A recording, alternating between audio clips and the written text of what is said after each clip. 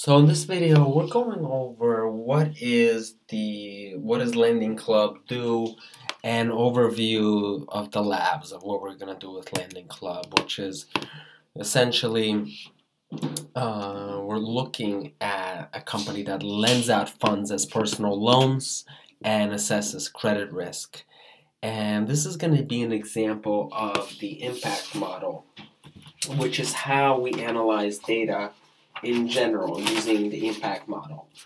And what the impact model actually does is, first we investigate the questions, right? We identify the questions that we even want to answer from a business perspective. Then we master the data, perform the test plan, and address and refine results, communicate insights, and track outcomes. So essentially what we're doing is we're looking to answer a business question, and then we try to fickle with how we're actually going to do it. What do we even need to do it? And then once we actually answer the business question, we communicate that insight, and then we track the progression of that insight. So with a loan, assuming that you're like a credit agency or you're a bank, the question would be, you have, say there's a $10,000 loan that you want to borrow. Do you approve the loan? So you want to basically find out, is the credit good? Is it worth actually providing a loan based on the data, basically predicting something that will really impact your business. Who is Lending Club? It's an online peer-to-peer lending institution, and most of the loans are for refinancing debt. It's been growing tremendously in the last couple of years, doubling in the last 2 years, and growing a lot. I think it's up to 20 billion here on the website. It says 40 billion outstanding actually as of now. This is the data dictionary of the file we're going to look at, which is the rejected loan. So we're going to look at rejected loans and try to understand what causes a loan to be rejected, or in other words, what also the opposite of what causes a loan to be approved.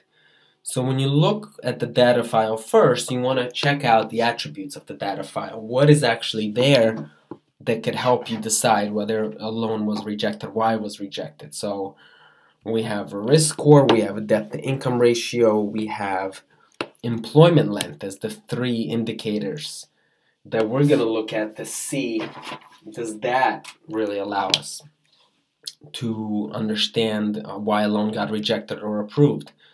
What does debt-to-income have to do with it? What does length of employment have to do with it? And the credit score have to do with it. So this is all going to come out in the data, and we're going to be able to analyze. So how do you do it?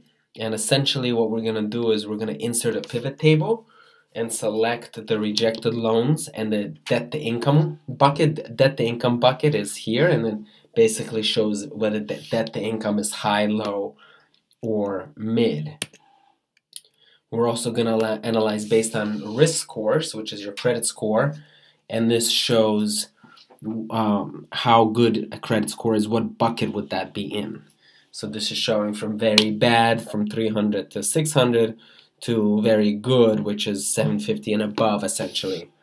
Okay.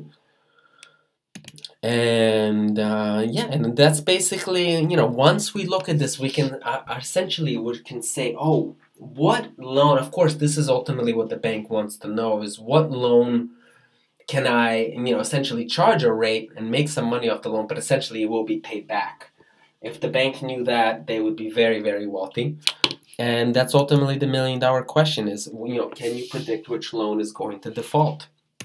And that's what we're trying to look into as an example with a big data set. Okay, so with that said, we're going to look next at the data file itself and work with inserting a pivot table.